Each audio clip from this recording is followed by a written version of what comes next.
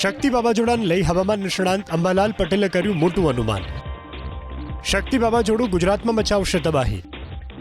100 kilometre પ્રતિ કલાકની ઝડપે ફૂંકાશે પવન. દરિયામાં જોવા મળશે ભારે કરંટ.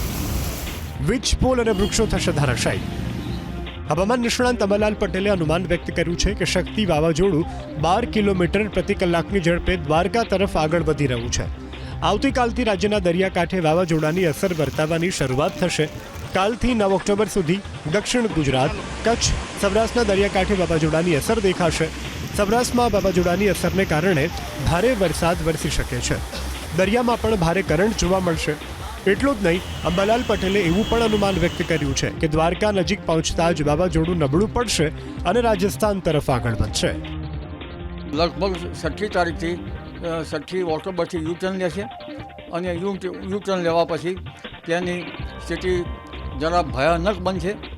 લગભગ પશ્ચિમ સૌરાષ્ટ્રથી દ્વારકાના દરિયા કિનારામાં, પશ્ચિમ સૌરાષ્ટ્રના દરિયામાં કરંટ જોવા મળશે અને છેક મુંબઈ, ઉત્તર મહારાષ્ટ્રના ભાગો, દક્ષિણ ગુજરાતના ભાગોથી લઈને છેક દક્ષિણ સૌરાષ્ટ્રના ભાગો, પશ્ચિમ સૌરાષ્ટ્રના ભાગો, વિશેષ જામનગરના ભાગો, કચ્છના ભાગો થઈને પાકિસ્તાનના ભાગો સુધીમાં તો જાણે દરિયો વલોવાતો હોય તેવું જણાશે અને તેની અસર તારીખ 6થી ધીરે ધીરે થશે.